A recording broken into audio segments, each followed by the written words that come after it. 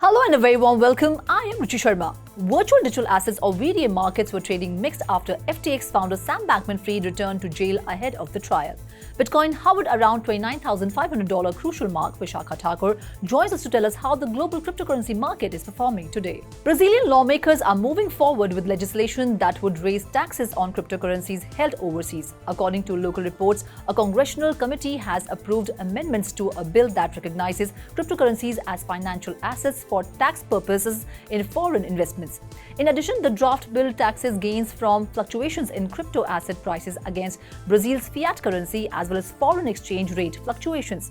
According to Deputy Merlong Solano, the revision seeks to promote equal tax treatment since crypto investments abroad currently receive lower tax breaks.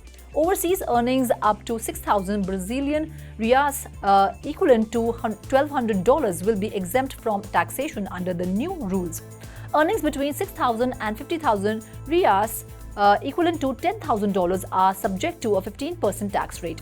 Above this threshold, taxes will be applied at 22.5%. According to the legislation, changes will only apply to cryptocurrency exchanges without offices in Brazil.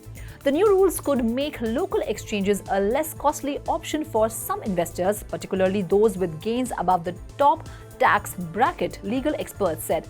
Also, the law could boost crypto exchange activity nationally and attract foreign players to establish offices in the country. Decentralized finance platform Curve Finance has officially stated its intention to reimburse users impacted by the recent hack, resulting in $62 million of losses. According to an X post from its official account, ongoing investigations are yielding progress with approximately 79% of the funds successfully recovered. The platform also said it would assess each impacted user for reimbursement. This assessment aims to ensure an equitable distribution of resources. The incident on July 30th involved malicious actors exploiting vulnerabilities within the release history of Curve Finance's Viper compiler. A 10% bounty was extended to the individual responsible for the hack, and upon acceptance, the perpetrator started to return the funds. According to Etherscan, at the time of writing, the total value of the funds returned amounted to 4,821 Ether or $8,891,578. Bitcoin miner Bitdeer Technologies, a firm spun off from prominent Bitcoin application-specific integrated circuit manufacturer Bitmain, recorded a net loss of $40.4 million in the second quarter of 2023, up from a net loss of $15.6 million in quarter 2 of 2022. The company disclosed in its earnings report that the losses were largely attributed to a $33.2 million listing fee paid to Blue Safari relating to Bitdeer's listing on the Nasdaq exchange. The firm's revenue increased by 5.2% to $93.8 million. The same day, Bitdeer's stock was up over 40% on news of a $150 million share purchase agreement with B. Riley's Financial. The company's current market capitalization stands at $1.5 billion. Year over year, the company's Bitcoin hash rate increased from 10.5 exahashes per second in quarter 2 2022 to 18.8 exahashes per second. Bitdeer's ASICs under management grew from 119,000 to 199,000 during the same period. The Bitcoin network's current hash rate stands at 432.94 exahashes per second. In total, the company mined 758 BTC compared to 521 BTC in quarter 2 of 2022. Bitdeer also launched an 18,000 machine mining rig in Bhutan during the quarter and announced the construction of a 175 megawatt mining center in Norway. Spanish soccer club FC Barcelona has secured a €120 million worth $132 million investment from Libero Football Finance AG and Nipa Capital BV from its Web3 initiative Barca Vision. FC Barcelona sold a 29.5% stake in Bridgeburg Investment, the holding company for Barca Vision, in exchange for the capital. Liberlo is a publicly listed company in Germany consulting soccer clubs on financial matters. Nipa Capital is a venture capital firm domiciled in the Netherlands. The transaction is subject to the approval of FC Barcelona shareholders and is expected to close in quarter 4 2023.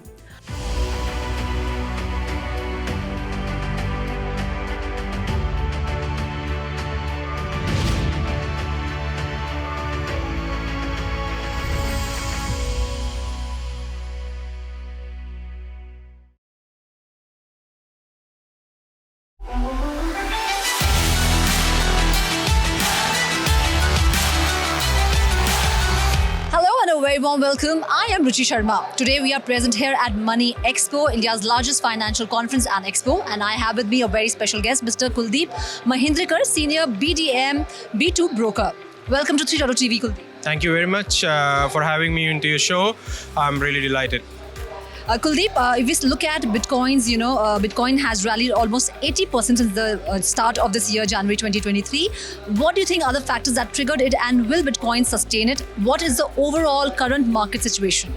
Well, I think in terms of Bitcoin, I don't want to talk about only one particular currency, but if you take the rest of the top 10 cryptocurrencies that we have in the market, including Bitcoin, of course, all of them has a huge surge, especially Ethereum, if you name the few like Bitcoin, Litecoin, and let's say BNB coin, Binance Smart Chain Point. So all of them has a huge surge. I think the reason being is that market was on a boom, but now it's came back to its actual position. I wouldn't say it's a surge, it's just an actual position.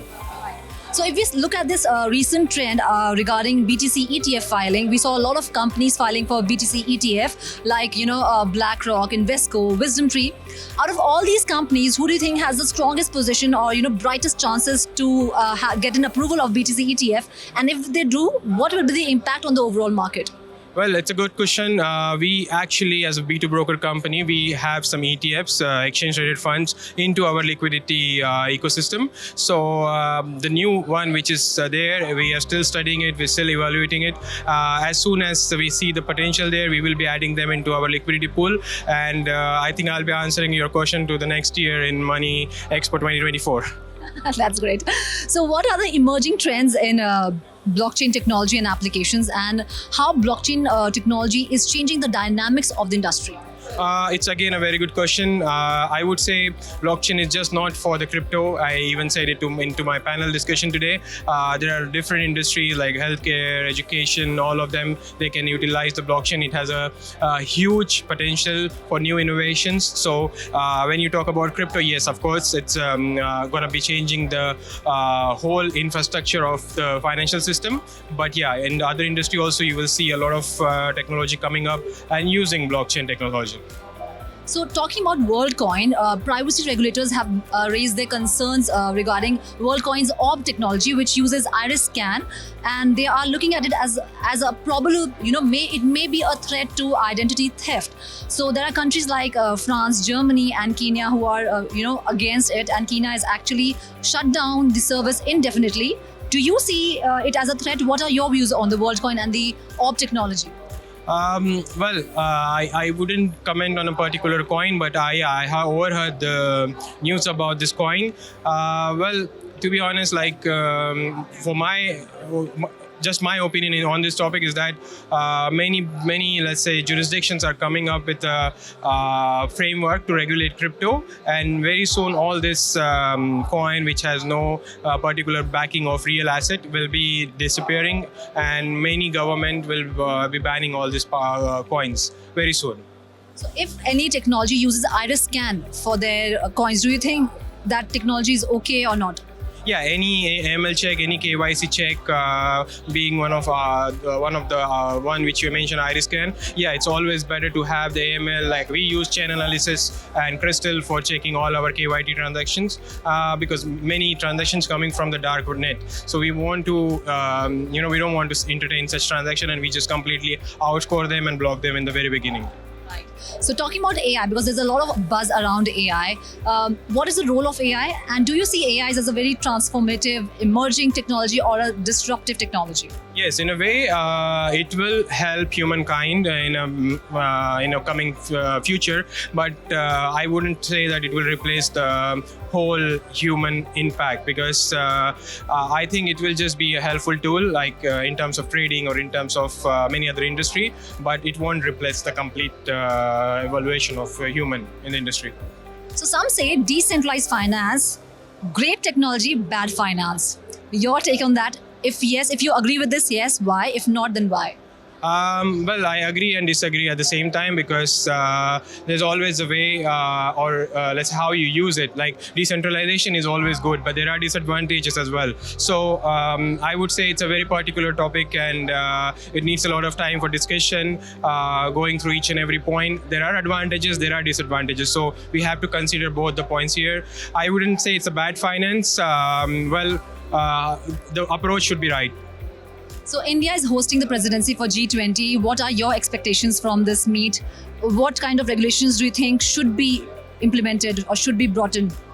Well, it's a great initiative, great opportunity for our country to host such a big event. I think there are many chances for our youth to learn from this event, hosting all these big market leaders. And yes, of course, India is a booming economy, growing economy. Soon is going to overtake a lot of different countries. And I think it's the best opportunity at the right time, which we have right now. Thank you so much, Kuldeep, for speaking to us, for talking to us, and for giving us your valuable time. Thank you so much. Thank you for being so kind to me. Thank you. So that's all for now. With camera person Srinivas Pengonda, this is me, Ruchi Sharma, signing off. Keep watching 3.2 TV.